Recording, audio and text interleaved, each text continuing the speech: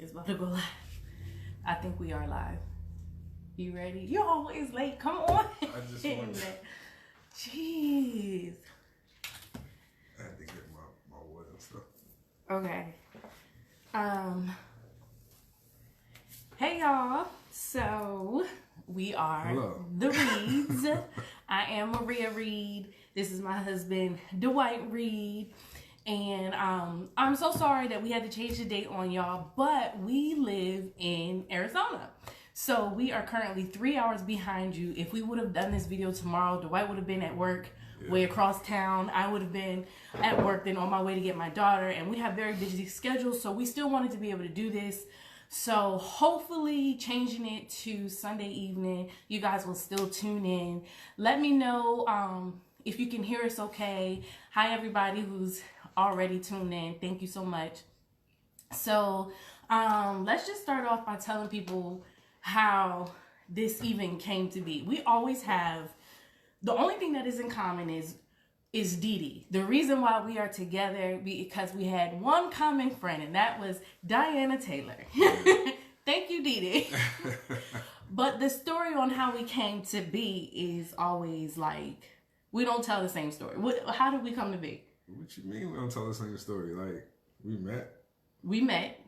We dissolved for a little bit. We wasn't really like together. We was never together. Yeah, we was kicking it. Yeah, we was kicking it. You know. And my definition of kicking it and his definition of kicking it, two different things. But proceed. I'm gonna let you But fly. nah, we what was it? What year was that? 2009 is when we yeah. first met. Yeah, 2009. Right. We met at the AFRAM. At the AFRAM. I went out there with Diana and her family, and then you and Ashley. Yeah. Y'all were out there. We came to meet y'all. Yeah, and then we kind of kicked it. We chopped it up a little bit. He was trying to get with Ashley. He wasn't trying to get with me. I was not. I don't know why she always... See, why you tell that part of the story? Because it's true. That's not the truth. That's not the truth. So, okay. But yeah, we kind of kicked it, hung out a couple times, whatever, but... We just kept in touch from there. Yeah. Then I ended up moving. To North Carolina. Yeah, going to North Carolina. But tell them why you went to North Carolina, because this adds to the mystery of the whole, how did we come to be? Because there's a lot of drama around the beginning of our relationship, y'all. Seriously, there is. And part of it, I will take responsibility for my part. We were in our early 20s, okay? I was being petty because this one girl who happened to be his girlfriend, fiance, I don't know, at some point that was his fiance at the time. She kept saying, writing me letters, emailing me, calling me, talking about, oh, he's never going to leave his family for you, blah, blah, blah. Mind you, the reason why I say this is because we were really good friends. So I think she thought we were more than we were when we weren't. But I kept telling her, if you don't leave me alone, I'm going to take your man. Now, this is not good advice. I do not advise anybody ever, because it might not go like this. Because that's not what I expected. And it was a very unchristian-like thing to do, okay? But she kept pestering me, and I couldn't fight her, because at the time, that's really what I wanted to do. So I told her, either you come up here, face me face to face, or I'm going to take your man. So what ended up happening was I took her man. And I wouldn't say took. It wasn't right. She and I, we broke up. You know what I'm saying? We dissolved ties, but then me and Maria, we kind of just started to be in contact a lot more. You know what I mean? So it kind of blurred that line to where people might have thought that, oh, I was out doing whatever with Maria, when that really wasn't the case. It just, she and I had broken up. And then because me and Maria had already kind of had that connection, so to speak. We were very good friends. Yeah, we were just mad cool with one another. We say that to say, not, they always say plant seeds in fertile ground. This, I don't even know. I mean, we were a good seed to plant toward each other, but it started off shaky. And so you reap what you sow. Doesn't mean that all things will work out all the time. I do believe that he was my destiny and vice versa.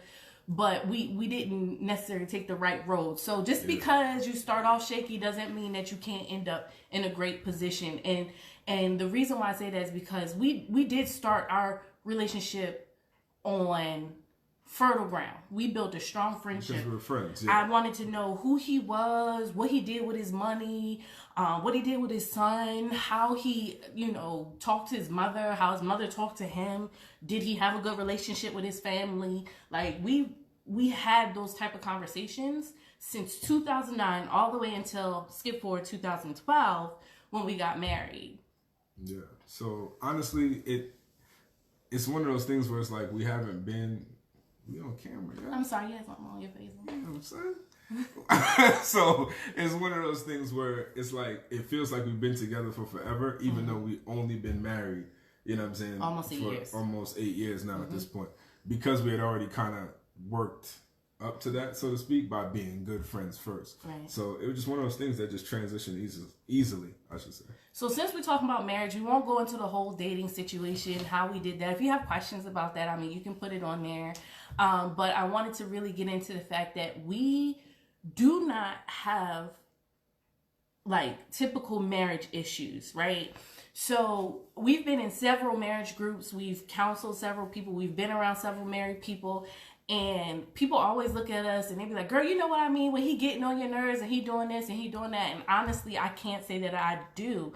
And I don't say that to be boastful. But God has truly blessed our marriage to the point where we rarely have arguments, maybe 2 or 3 times a year. And they are due to outside stressors, things that we can't control. You know, in the beginning, it was the fact that he had that whole, you know, I don't like to say baby mom, his child's mother, their situation. And then even the family, you know, we had issues that came from my family. We had issues that came from his family. So what we can say in those instances is you got to stand your ground together. As a wife, I'm always pushing him to mend relationships. I'm always pushing him to do the right thing. I'm praying for him and vice versa. He's doing that for me. But I think from my perspective, and I'll let him give his, but from my perspective, I came from this family who we're very tight knit. I mean, anything you can think of, like my mom is my best friend. My sister is my best friend. So like him, going into his family and looking at the dynamic of their family, it was different. I struggled for a little bit to try to understand it. He struggled to try to understand me even. Honestly, it goes both ways. Yeah. Because I remember even there was a time when me and your dad kind of got into it. Yeah. Because of just that whole, we communicate differently, you know? In my eyes, you know, it's one of those things where me and my family is kind of like, hey, we just have a cooling off period. I'll talk to you when I talk to you. And they could be years. My dad is not for that. You know, I'm not family, for that. Yeah, it's like, we're going to sit down and we're going to Bill Cosby this whole situation. Yeah. And I just wasn't used to that, you know? So even with that, it was more so to me like, oh no, this is just some other man trying to tell me what to do or how to tell me how to be. And I'm a grown man. I'm not cool with that. But it just took some time for me to, of course, continue being around her and her family. And just realize that, like, okay, these are kind of how things are supposed to be, you know, how to reach peaceful resolutions without actually feeling inferior or anything like that. Look at you. And see, for you husbands out there, honestly, I don't know if you've ever been in the same position. I don't know if there are husbands watching, but I could see it on his face. It was a struggle trying to figure out who was in charge, like, when it came to me type deal. And I was like, no, I love both of y'all the same. Y'all gonna figure this out. But they're like, you know. That's my homie right now. You know what I'm saying? You what know. up, Keith? Shout out to you. So in the beginning, I think is always the hardest. That's where you lay the groundwork, how you will communicate. Even things like sexually. Yeah, that's something y'all gotta talk about. And figure out, like, of course it's going to change, you know, throughout the years. It does change. Depending upon, you know, if you have kids, if you have businesses, hectic schedules, whatever the case may be. But you guys got to figure out a way to kind of make it flow with what y'all going through. Man, like balance, life balance. Like, all right, so we currently live in Arizona. I have one uncle who lives in California, and Dwight has a cousin and an uncle who lives in Las Vegas.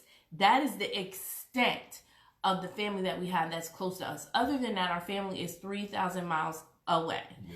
My daughter doesn't really have a whole lot of friends here. We don't have a whole lot of friends here. And so we had to learn how to balance that. We would go months with no date night. We would go, I mean, he was working 10, 12 hours. I was working 10, 12 hours. Oh my gosh, when we first got here, we were trying to build. We were trying to just get to a place because we had been so low. You know what I mean? There was a point where, listen, every week the bank account was negative. Oh my God, I don't know if y'all have ever experienced that, and maybe you haven't, and maybe that's why I'm so frugal now. Those who know me know, yeah, I used to coupon and stuff like that, but y'all had no idea. When I was couponing, our accounts was in the negative. We didn't have nothing. Dwight couldn't find work. Things out of necessity. I was doing hair. I was working. He was, we were just doing whatever. He was hustling, and not like drugs. I said that wrong. Selling ass. I'm just saying, whatever we could do to drum up money, we did, right? So, I say that to say, through the good and the bad, we have survived. That was the first, 3 years of our relationship. Yeah. So the first 3 years of relationship, we had a son, then we didn't. We had money, then we didn't. We had a house, 3 cars. We lost all 4. We didn't have any of that. We had Michaela a whole month and a half early, so she was premature.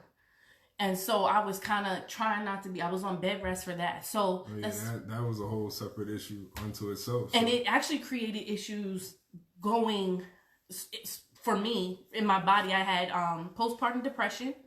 I struggled and he was such a huge help. I mean, like I said, we're friends. So you could tell he cared. He wanted to understand why I didn't want to, hey, Didi. I didn't want to feed my child. I didn't want to hold her. All of that was done by Dwight in the beginning. So those of you who ever struggled with postpartum depression, I came out of it because of him. I mean, I saw how he persevered, and one day it hit me. It was like, you have got to, this is your husband. He is persevering. He is doing all of this despite the roadblocks put in front of him. You have every asset at your fingertips. You've never been a felon. You've never been kicked out the military. You've never been fired from a job. You've never, you don't have anything holding you back. You're not a black male in this society. And look at your husband. No matter what, this is what he's doing. And so he was just kind of that light that I followed at the end of the tunnel, and it really helped me come out of that postpartum depression.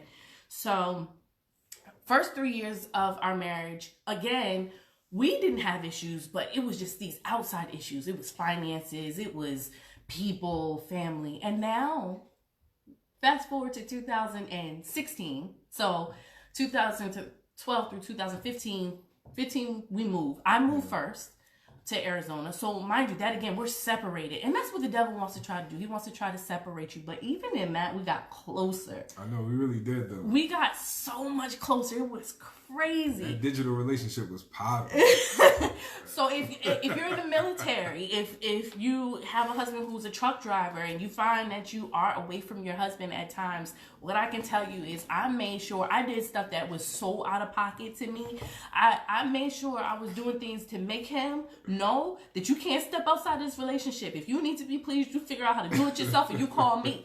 That's how we did things. If you need to talk, you having a bad day, I don't care what's happening. You call me and I'll call you, and we pushed through that thing. And it was not always easy. Then I brought my husband and my daughter here to live in a bedroom, y'all. I was staying with a friend. Yeah. We had all of our worldly possessions in one bedroom. One bedroom. I mean, how low could we be? I think we had like $500. This is no lie. We had like $500. And I was waiting for my retirement check because I said, I'm going to take, because I before Dwight, I had a pretty hefty savings. We went through some things. We had to tap into that. So I said, so I would deposit into my 401k regularly. When I left my job, they'll write you a check. And I know it's not time to take it, but I stepped out on faith and we waited for that check. With that check, right, we were able to get into an apartment. It wasn't a whole lot of money. I want you to understand. We got into an apartment. That's it. So October, I came. December, you came. December, we got here. Yeah. When did we get into the apartment? In February. February? Yeah. y'all, that was in 2016, right? In 2017, we moved into our home. Yeah. We built that house. We built our credit. So in the span of, 8 months? Mm-hmm. In the span of 8 months, Dwight found a job like that. Back in Maryland, he had been looking for work for what? 8 months. Yeah. It was like 8 months. He had been looking for work. Nothing. He got a job. I got a job. Then Dwight would get a raise. Then I would get a raise. And then he got a raise. And then I would get a raise. Then he got a different job with better money, better benefits. Then he got another job. And then I got a raise again. And then I got a promotion. Then I would get another promotion. And God would just bless us. And when I say sow seeds, see, I know a lot of y'all don't know that I am a pastor's child. And though we have not found a church here, because it is different, and I hate to say that, but it is, and I can't just church anywhere. My spirit, I just can't do it. I truly believe in sowing into good ground, and I believe in the principle of sowing. If you know in your heart that you are sowing in good ground, you're doing what you're supposed to do for God, and I'm talking about even with him. I got to catch him sometimes. Say, watch your mouth, watch what you're saying. Women, you got to really stay on top of them as much as you stay on top of them kids sometimes. I think, but we sowed seeds and God has blessed us. You know, I have a business. I'm in school full time. Go ahead. You doing the thing. Go ahead. You gotta let them know. You gotta let the people know. Oh my God. Nah. But honestly, you know, just to kind of piggyback off of that, I do feel as though that stepping out on faith, that portion that we did take, we took a step back just so that we could actually launch off. Yeah. You know? We've been on TV since we've been here. House Hunters. We've been... Michaela's been in commercials. Yeah. So honestly, it was just one of those things where it was like to be able to just be refreshed and be renewed and honestly restored at this point. That's just what ended up coming out of it. And that comes from, again, that communication and prayer life. Y'all, when I say my prayer life is top notch, and I know it don't always seem like it, because those of y'all who follow me on Facebook, y'all probably think I'm a sinner. I'm really not. I be acting up sometimes, but I'm really not. I'm really, really churchy.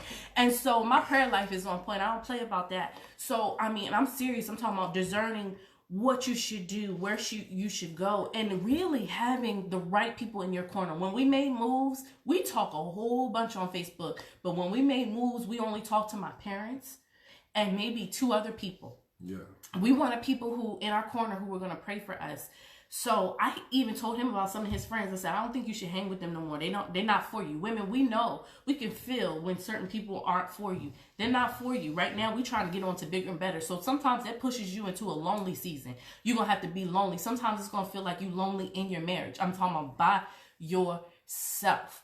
It's going to feel like you don't got nobody else. You can't talk to him. You can't talk to your kids. Go ahead, preach that. Preach that. I'm just saying, but sometimes God puts the woman in that season to get closer to him, to see where you got to level up to next, where you going to next. And I always come back to him. And the one thing I will say is, though he is the head, he supports. Every time I say it's time to move, it's time to do this, it's time to do that, I don't be having no choice but to listen, because she be right. So I just be like, all right, you got it. Whatever you say, I'm with it. Honestly, this is how a relationship goes. And it's not that I'm bossy, because he comes to me with his ideas. Even my for my Granny K's, the look of it, all of that is him. You know, all I do, we are such a yin and yang. You know, he's big boy, I'm Andre 3000. We just go together, you know, like peas and carrots. You so corny, yo. Little dry joke. You try to slide in there. Why you gotta be like that on the live? Because I gotta let the people know. I ain't taking credit for that one that you just dropped, yo. Nah, but I don't know. I think that even doing things like this are just great bonding times. Yeah. Great moments to kind of just notch a little bit of time for you and your significant other. You know. Even having these conversations, we have a YouTube, which we have not been the greatest at, y'all. We have been so busy. But if you have time, go on YouTube. It's Pillow Talk with D and Nee. So D, just the letter D, and Nee, N-E-E. But just watch some of our videos. We're about to drop our video for Columbia. Oh, Cartagena, when we went to Cartagena. Cartagena. We went to Cartagena. So when we get a chance, we're gonna upload some new stuff. But y'all, honestly, school is kicking my butt right now. Like it is kicking my butt. It's bad, but he has been so supportive. I be trying to clean up. It don't be right sometimes, but I be trying to clean up. I be trying to cook. I just be trying to help as much as I can. I mean, so it's and y'all have to pick and choose my battles because he's right. He tries to help, but those who are closer to me in this group understand I have a level of OCD that is unmatched. It's never right. It's never the way how Maria wants it. Don't fold my clothes because you're not gonna fold them right. They go in my drawer a certain way, so you need to make sure. Oh, somebody putting something on there. Can you read it? Do we have the same friends? No. Nah. We definitely don't. We don't have the same friends. Oh, that is a good question. So we are like night and day though. I want to be in the house. I'm kind of a loner. I talk a lot when I like you. If I don't, not even if I don't know you. I won't say if I don't like you. You gotta get familiar first. I'm gonna be quiet and vigilant and make sure everything's all right for a very long time. Not me. I talk to everybody, yo. Everybody. He likes to party. He's Jamaican, so I don't know if I mentioned that. When I said when it's feet time, when the Jamaican music come on, when we in the club, y'all, he wants to dance. I can't dance. He likes rap music. So we have this Spotify playlist because we needed songs for the both of us. So when I'm trying to get nasty, do the do, I want something like, SUV, SUV. I'm Law and Order. SWV. I was gonna let you rock with that. SWV. I'm a 90s R&B type chick. I need the, I don't know. Whatever. T-shirt and my panties on. You know what I mean? I'm trying to get them, I'm trying to hit Cash Money for the 99 and the 2000. He wants it off his pay. I'm trying to get all the extras. So honestly, let me just explain. We have struggled in this area of just sex. I just want you to understand it's not always easy to find that balance. In the beginning, it's all funny games because he picking you up, tossing you, throwing you around, and doing all the whole nine. You throwing all your hand out there. You know what I'm saying? Because I threw my whole hand out because I ain't really had much to give. So when he was expecting more, I said, no, baby. That was it. That was it. That was it. That's all I had. What else was you looking for? Because I really, I've been in church all my life. I really don't have anything else. What else do you need? Girl, yes. Why does he want to have sex to rap? How fast am I supposed to go? Sometimes you gotta switch the pace up, yo. Girl. So fellas, what I did was on Spotify, I created it's called Nighttime. I just created a nighttime playlist. And then so what it is you can kind of collaborate with other people. So I shared it with Maria, and then she was able to add some of her songs. I was able to add some of mine.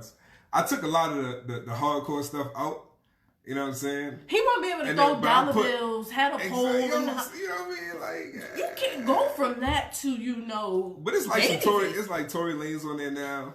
Bryson Tiller, stuff like that. I know. What happened? What they say? I can't see it. Y'all they said we gotta make a playlist together. You do. You gotta do it together. You gotta do it together. You gotta do that. And we've come to this agreement now that I get it. We had to learn that's what I mean. We had to relearn each other. And this was recent, y'all. Like every 3 years, I feel like I become someone different or he becomes someone different.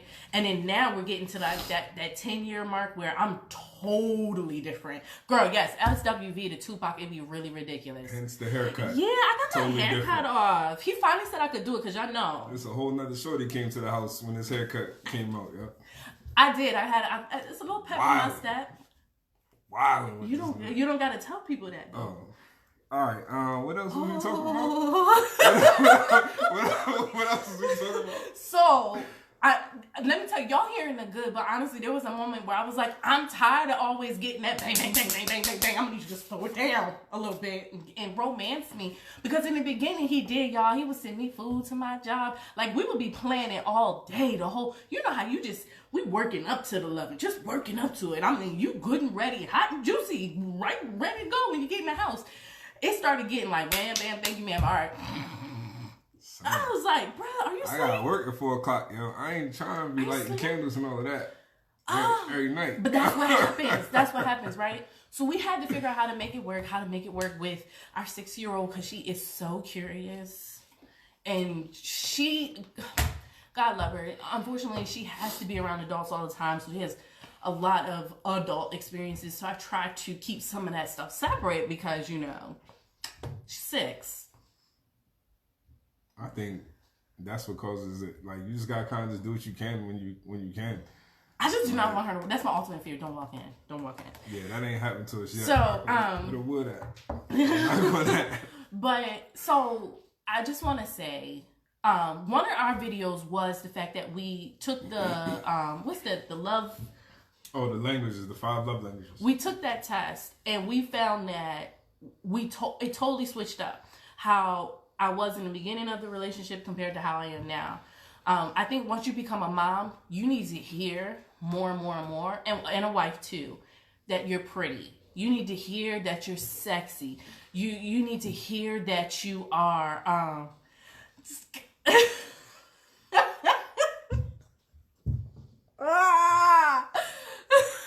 you need to hear those things physically when before you came into the relationship knowing you look good already. You know what I mean? But as a mom, it just, I needed to be reaffirmed. So that's where I am now. So words of affirmation. And fellas, you do gotta, you know what I'm saying, step it up with that. Because to me, in my eyes, all I kept saying to her was, yo, you know I like you, like, I bagged you, like, you my wife. Of course I think you look good. Of course you know what I'm saying? But, you know, every so often you gotta make sure that you, hey, you looking nice. I put a belt on the baby's door so you know, yes, yes. You know you looking nice today, you know what I'm saying? How you doing, Miss Lady? All that other good stuff. You gotta see, he's working up to it. So he knows too, I'm really weird about PDA, and right now we're live. But I've gotten better. I've gotten much better, right? Because that's what he likes. He likes to be, you know. Somebody gonna see that. I'm cute. Somebody gonna see this. Okay. How long we been on here? I don't even know. It don't tell you the time? What time is it? So, all right, so, okay, so it's been about 30 minutes. So all in all, Michaela taking a nap, y'all. The takeaways. Michaela taking a nap. The takeaways from this video is this. Seriously, we have so much fun together. Have fun. We talk about everything. I mean, even the hard conversations, have them. Even I don't like this position conversation. I don't like when you do this conversation. I have those conversations, like the hard conversations. I don't like when you cuss a lot. I don't like when, like, have those conversations. That's seriously. All of them. That's in and out of the bedroom. It don't matter. Like, Didi said 27 minutes. We got 3 minutes. You're supposed to be friends enough to where you can actually discuss any and everything. You know what I'm saying? Any and everything. I don't like your friends. I don't like your job. Whatever. Have those conversations. And don't let your failures define this relationship. Don't let them. Because if we would have let the depression, from both of us, the mental illnesses, the loss of kids, the anxiety, if we would have let the financial failures define, she said an hour. Okay, all right, we can go an hour. We could go. Hold on. We can go. How long have y'all been together in total? Y'all trying to get bit? Yes, man. Listen, hold on. We've been together in total. So, all right. So it's a really, really tricky number. Let me explain to you why. So he asked me to be his girlfriend in August of 2012, right? I want y'all to get this. He asked me to marry him September 11th, which is my grandmother's birthday, of 2012. We was together before that. Didi said something, and she always says this is not a good way. You shouldn't. So I'm going to tell y'all, do not take this as advice to get married. But girl, Cassie is so blind. So Didi said something to me, and she didn't realize what she said, but she was like, you know, it was something in the sense of, if you're willing to say yes, like, you already know you're going to marry him, just do it. Why wait? Why have the long engagement and this, that, and third? And she didn't realize that I was, like, thinking, like, we're not getting married for another 3 years. That was, like, my whole thing. And so we got married in November on my grandfather's, the day my other grandmother's birthday. And the same month that my grandfather died. So November 2012. So proposal September. we started being boyfriend and girlfriend. In like in June, August. July. Oh, you In know what? August. Hold on. No, Run don't that tell the back. story. Run that back. All right, so this is why she was trying to leave that part out of the story.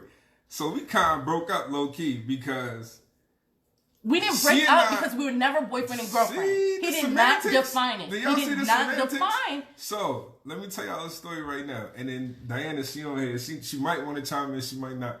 So she and I, already hanging out. We doing our thing. We was hanging out. So you know how So let me tell it. So one fine, summer evening, we down strolling by the harbor. Nice little. I done took her out to dinner. All types of craziness. We holding hands and everything. She get a phone call. I'm not gonna say who the person was that she got. It was Dee. So I'm not gonna say who the person was. So he's like, "Oh girl, what you doing? Blah blah blah blah." And she's like, "Oh, I'm just down here with one of my friends or something." What you said? I just said I was down here with with one of my homeboys or homies. something. Yeah, one of my homeboys. I said, "Oh, that's it. It's either we together or we not." After this evening, he didn't say, you didn't say that at that time. What I said? No.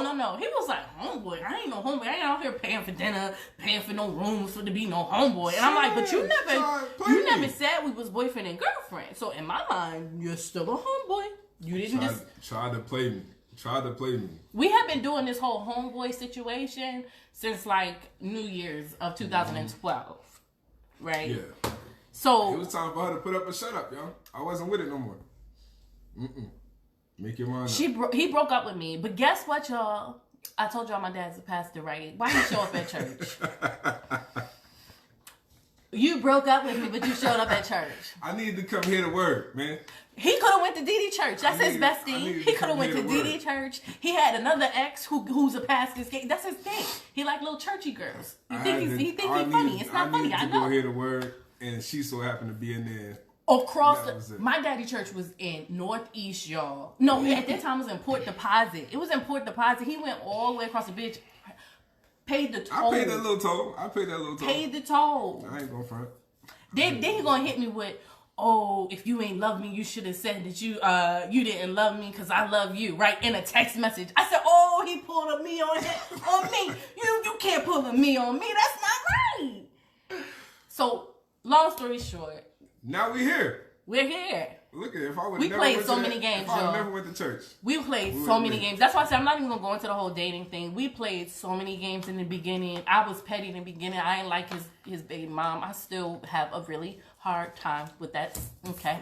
She said we got 30 minutes. I can give y'all 30 minutes on the whole co-parenting and how the ish don't work like it's supposed to work all the time. Do you want to get into co-parenting right now? I mean, we could. I don't know.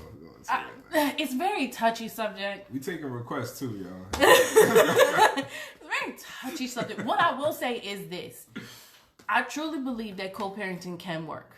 I do believe that there are sacrifices on all parties. I think everybody should put the child's needs first. I think that communication is key.